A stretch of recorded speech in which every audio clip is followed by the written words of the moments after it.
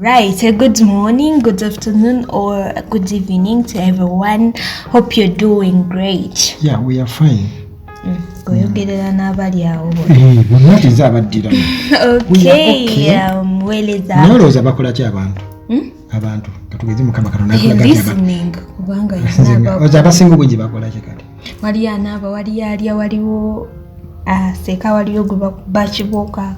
Babandi wali ali munnaku wali omulwadde wali abali mu wayase towerabira wali abana atera wali abamaliriza seriously nedda okay kakati weereza birthday wish yo tujagalize omwagalwawo ku lunaku lwe olw'amazaalibwa naye ng'ogiweereza maybe 2 days before the day ntusobola okukola ki okuba nga tukolako bulungi ja osobola n'okuba nga oba olina obubaka bw'oyagala tusa ku mwagalwawo obulala nakyo tusobola okukikukolerako mukwano mpozi nekyala teweerabira okusigala nga bw'oba osubscribinze you can kunyigadi the notification bell so that you get notified anytime we do what Uganda tulagizibako nyingi nnyo. Okay.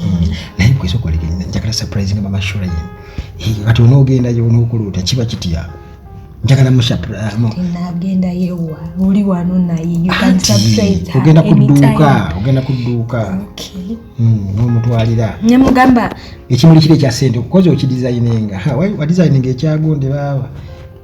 Nenga maka neto watolako okakaza tewatolako I'm a very bachita ndi muntu bakuwa mmekoteka bwetaano okay mpozi n'ekirala abantu abasinga sibeesigwa bwebanga oguze ekintu kakasa nti you have a written ndagaano between you and the person ali mukuguza ekintu because nina story gye ndabyeko ku TikTok ey'omwana muwala Sharon Pinky, she's a dancer ali mukukaaba ayinaga mbu yamuguza emmotoka kirayika byebyo webityo nze emmotoka yange njikuguza like 5M nze ozimpa njikuwa 5M oba yagala mukwana 5M mmotoka ki namwako $3,000,000 ndowooza tewaliwo mbw'ate agamba bawandiika endagaano ne gayi naye gayi mbwe endagaano agyegana gayi yagenze ku poliisi mbwe alipotinga mu mmotoka ye baagibba so singa bali balinawo endagaano ng'omuwala naye yasigazaako kopi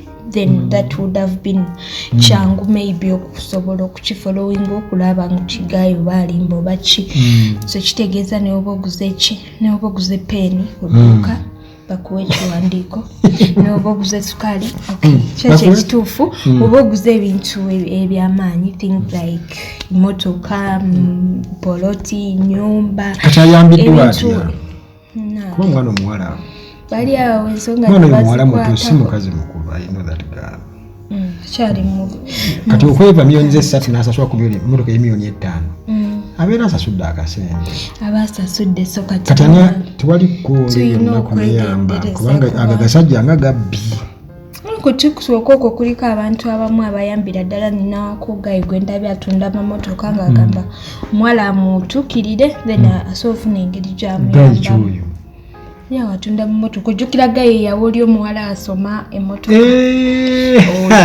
singa abadde musajja yali badde amuyamba ate oyo kati mweraliikiriddemu ko lwaki ayagala kuyamba oyo omuwala anewe tugende kweraliikirira ki ate niraliikirira kati nange wewavaawo wano omuntu ng'ayagala kunyamba nga weeraliikirira ng'ayagala kuyamba ku ddiiru ki alina okusooka okunnyonnyola nannyonnyola bingi nnyonnyola biki ate nze omuntu waba ayagala okunyamba ntuukirira butuukirizi ba switi enamba yange eri 0 kakati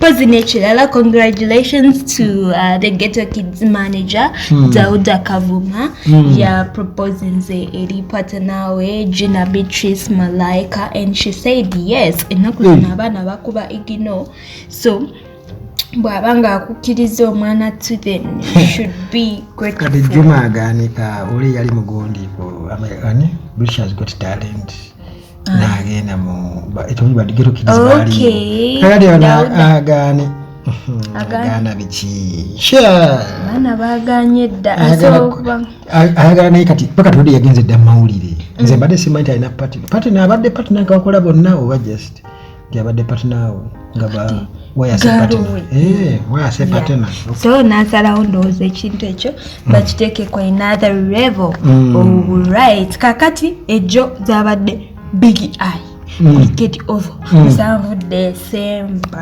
musanvu December byatambudde bitya nanga Big Eye yakikubye mu ngeri emu bendala naye nga kata kimutulemu okusooka nasose nendaba ebidde emisana abantu bagamba nti kimusaze kimutulemu era nga twebaza nnyo omukulembeze w'ekibiina ekya National Unity Platform eyalese ku masannyalaze n'akola ki n'ayamba Big Eye yatuuseyo saameka Bobi Wine yetuseyo saawa nga mikasatu 2.3 awo abaana ne beesomba ti ekivulu kyabadde kigaanyi okukwata nedda oba tebakeera kuba ebivulu byawano mu Kampala abantu tebatera keerayo mwe temulowooza nga kiri ekyagundi olindi abantu tebatera keera naye already Big Eye kuba kiro kyandi musoga bo bajja before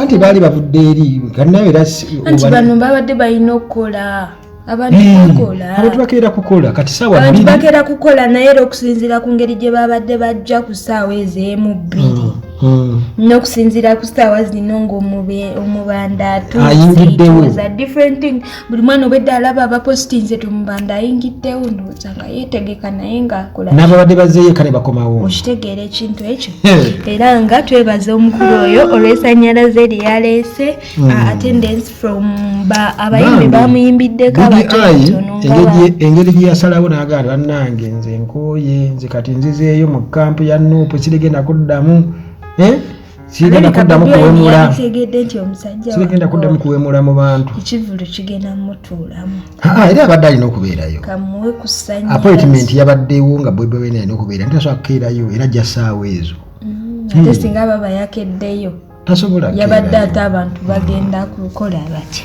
omugenyi omukulu tasobola kukeera kakati bayimbi nga Kabako Dax Vibes ne Cindy like they performed abalala abasinga bazze ndowooza nga they've just come to kuyambako kuwagira era nga Cindy during her performance she paused n'atoka na recognizing the president of the National Unity Platform of Uganda president of NUP Bobi Wine Kyagulanyi anti bagamba national kitegeeza ki kiri ku national kiriza kya Uganda yapozinze nasoka na recognizing his presence and she was like thank you for being the hope of this nation oh my God and thanks for showing us that we can poke the bear definitely so many were scared but you showed us that we can do it okay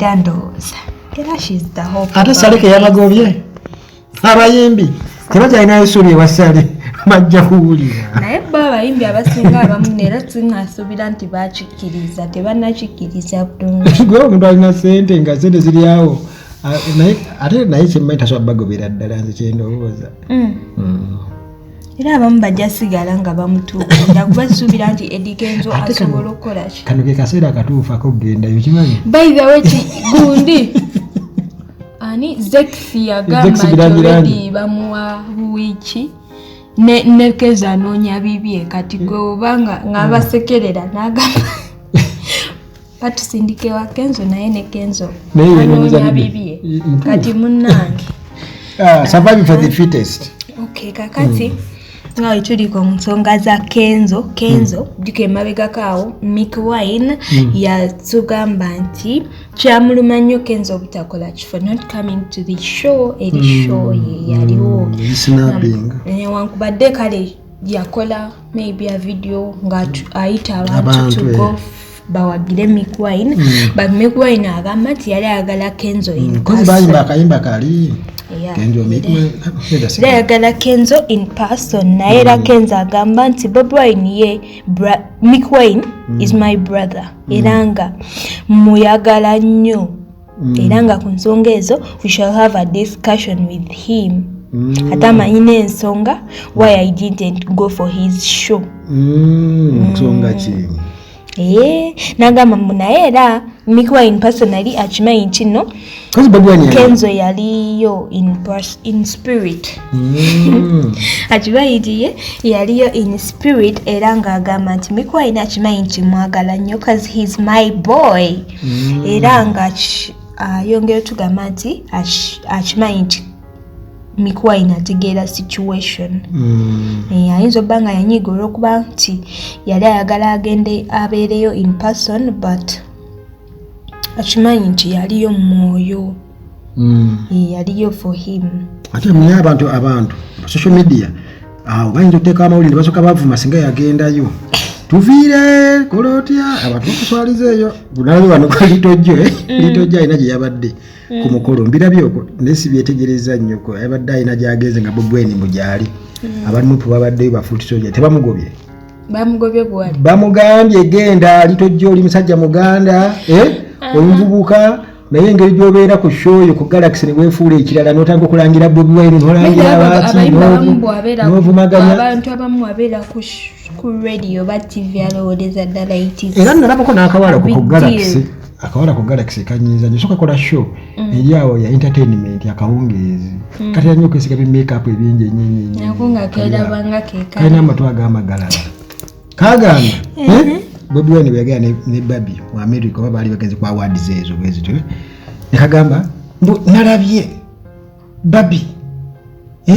nga simanya ki ayambadde simanya ki Bobi Wine smile evena mpakena ninga kai kalabye kano keka manyi ndi no kona kalinga kamesa kagudde mu mazzi kakati Kenzo nagamba nti maybe bajafuna mu discussion with Miku Wine because akimanyi nti no Miku Wine amanyi what is happening and yeah that is it ite yaliyo naye ng'agamba nti yaliyo mwoyo nga weyogera ku obwo obuwala obwefula owakabi n'okukriticizing abantu abakusingira ddala ne Real Puzzle si musanyufu sokoleke akawala kukumanya nyiga nataka n'okunoonyeza ku boyfriend wako bwe namutegera nagwawo n'ekigo namulaba nenga kayirengera kano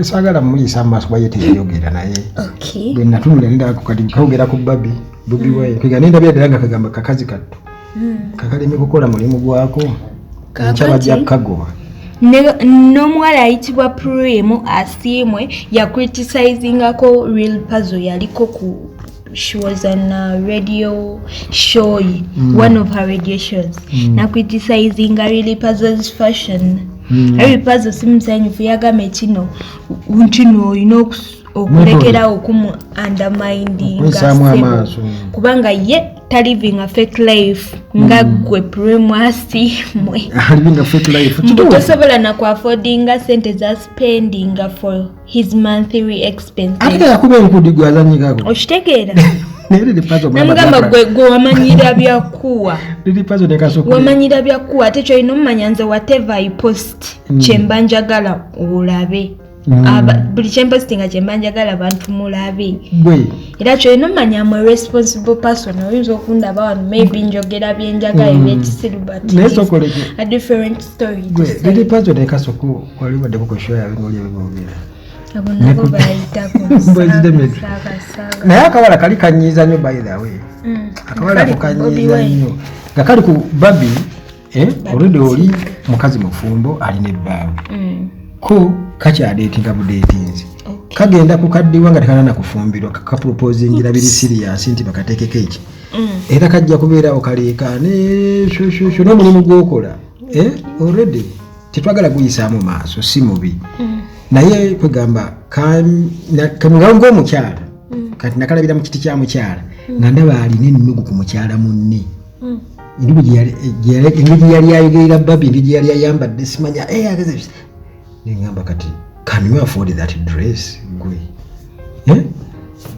kanyiiza nnyo kuba kali kwayogerera bubi nnyo Babi okay kakati twamaze dda okuschedulinga is it called scheduling the match between Rickman and basajja kambwe kaja mivule simanyi balwanira Sheila kweli balwanira Sheila kubakoko balwana kubanga Sheila ati kati okay ate oliose n'obuuza ebibuuzo balwanira Sheila balwanira okuba Sheila bamubatwalako Auntie, that's what I'm balwana lwakuba benyiiza nti gwe wasinga otwalira sheera zita singa omutwalira embi kiki anti bayinza okuba kati nga balowooza wano mu bikondi bwe tujja otegeerera ani ddala eyali omusajja kakati the Uganda corporation boxing whatever yategese the fight egenda beera ku Uma Main Hall Lugogo Lujabara kuna nga 26 December. Tickets zijja kubeera za 50k for the VIP, 100k for the VVIP, and the table is at 2M. Ekikonde ekyo by the way. Yeah. Ekikonde ekyo bagenda kigenda kunyuma. Ekikonde ekyo kiraba kigenda kunyuma. Kigenda kunyuma muziki. Naye ekyo kigenda kunyuma ekikonde. Ekyo kigenda kubanga ekya Shakibu ne yani ne Gundi. Ne Kazora. Kigenda kufana kaya ekya Tyson nono ani. Golo. Tyson yakabugula ne Po. Polo. Nawe. Obeerawo. Mpitako. Koze ensenene tezinaba kuggwayo. Senene naku zino omutuseera ate mututunde ensenene bwe busungu bwolina lwaki mukola ebintu tujjanga zeekwatira tuzeesiiki nga lwaki oba oguza muno ensenene eyiseeko naye wali omuntu agala ensenene nga ggwe awo oyagala ensenene ensenene nno kasiteeba nga si yabyoya waliyo abasiiye ebyoya tojagala appetite ate sooka ogironde okay kakati akakyala ka Joey Ranza aka extra funa center kama extra funa center kaiba neyo nogoya Vairota okay bambi mukazi watu ndowooza she took a musical break due to the things byayitamu era ng'agamba nti she parted ways with Jeff Chu of TNS Anti-Karim TNS era nga bambi she appreciates everything TNS kye yamukolera mu music career ye naye nga she believes that it's time venturing mu bintu ebirala like fashion ndowooza agenda tandika tunda ngoye with the help of her friend ali in the USA agenda muyamba simayini wakiwe obanga azimuweereza obanga musajja mukazi I don't know mufumbi musajja mukazi agamba friend kiki ekimujja eno mu TNS she's facing many factors yagambye many factors zimuleetedde considering a decision y'okuva mu TNS kubanga ye she's the breadwinner for her home akoyo kalabula kitegeeza tebagaba ssente teri ssente bagaba breadwinner sente za mpola za musuuba ate n'ekirala ng'ogasse ku ekyo ye brother we ali mu kkoma amaze mu kkoma 5 months in the hospital ate nga kumpi buli lunaku aspendinga 1M ku bills eddwaliro n'ebintu ebirala kati nkitegedde era yasikingako ne help okuva mu bantu abamu nga Kenzo ne Genosare kubanga situation yali emubijjidde I guess they helped naye kati yafokasinza oyo agenda alaba essale kutwala ku break alabika yamuyamba gambye yagenda kwewasale kuba situation yali kuba sente ziri ezitudde za gavumenti ziri ezitudde agenda amulabe anyway okujajinga omuntu kibi naye bambi ekyo kibi ate kya brother made sikimanyi nti brother wali mukomo kumala ebbanga eryo yeetaaga amakubo amalala mwasobola okufuna sente kati kitegeeza nti mukwano gwoyo gwe twogerako ali mu US oba mukazi oba musajja tebitukwatako naye kitegeeza yeetaaga help ali mu mbeera yeetaaga obuyambi nedda sikufa nakuwadde nnyo bambi badde mmanyi kijasi bino byakajanja nze nvuddeyo nkoze eki kozi n'ekirala nga 13 they are the 25 years of Amount by the way kawala ka Amount kabaddeko ku ka interview nga bakabuuza ku bintu nkagamba nze mu ssomero naffe singako life za mirundi ebiri nabeerako awo nga tetulina ssente mbeerako awo nga tulina ssente kyonyambi nnyo okukopinga up nekanyumya abambi ku story yako pozi n'ekirala n'agamba abasajja bangi bali mu inbox ye bamusuubiza ensi n'eggulu naye ye tali interested in such a lifestyle era ye afokasinga ku mirimu gye mpozi n'ekirala she's in a relationship she's not singular single so she's plural she's plural she's plural negwe Amount ne muwala we bansesa kati taata ayinza okujja akwana muwala we bali bakuba kalango taata nga wagamba muwala bwamukola ki bwamukuba egino Obono guy gwa posting ye boyfriend we gwetera okulaba nga wakola obuntu. Nange ndaba bali awo bwe batyo bwe batyo. Ye boyfriend woyo. Yani yangamba nti abula kanze ko lugambo. Yangamba mseba akakavubuka kanene akayimba. Wakayimba yimba ki? Kokoro yakolamu mugundi. Ye yali munga vaccine. Sirumanyi. Mbuki. Nkulina mu feeling. Nkagenda ko kusaluni emu okuba akalango ne bakawe ebintu ayeta ne bakasala n'enviri zokwere no. Nkagala mwenchakajja kujaka kuba akalango tekadda. Bamaki mukola ebintu ebyo. Ayo kumanyira kitegeza bali bakanyiza. Kikola akaviri kabwerere. Tukole. Bamusale bamukole. Bamusabira bakusala ne bakunguza kunja akaviri ko. Ne bamwali mtwale tano oba kubira bambi akalango muvuka ya saluni bambi. Why so bad? Eno boboza okuyamba omuntu. Boboza okuyamba omuntu. Muyambe. Bwoba yagala sente zoogere. Bwoba kutte emitwalo 5. Siba kubira kalango that man. Naye ate era tera sikamanyi. Bwobeera nga katugeze olina okulinnya tetujjaga nti serebu. Oyambako ku bantu naawe nekikuyambako okukola ki? Bafena tuliwo okuyambagana naye omanyi ebiseera ebisinga obungi abantu abamu batendinga okuliza nti babbeeyi okusinga ku bbeeyi gye babeera batuuseeko. Kiki? Nsenene. Mubere ready ennaku zino zabikujjuka essaawa yonna bakubira esimu ne bakutwalako out kati. Wadde bensimu yevuga. Wino beera ready buli ssaawa. Kyobadde ng'ambusa okwoleke. Ngolowooza. Esimu etera okuwulira nga okuba akadde kaayo nga nendowooza oba yevuga oba gwavuga. Etera okuwulira ng'ogya tuli tutire. Waize n'okulimba. Wallahi ng'otudde wali nga oba kakunyumira bunyumiza akadde. Kakati gali bwa mawulire tugende mu. We wish you a Merry Christmas. We wish you a Merry Christmas. Enyimba sinagitandika ziwulira oba Yesu yero yaganyuza. Wezirya ntonotono ntera okuziwulira nga nkyaba mikwese saawo. Ne bu TV ndaba tebunna. Ne TV tebunna kubaba nyimba ezo nye. Christmas gundi enyimba. Tabanga nga Maria yamira akaweke.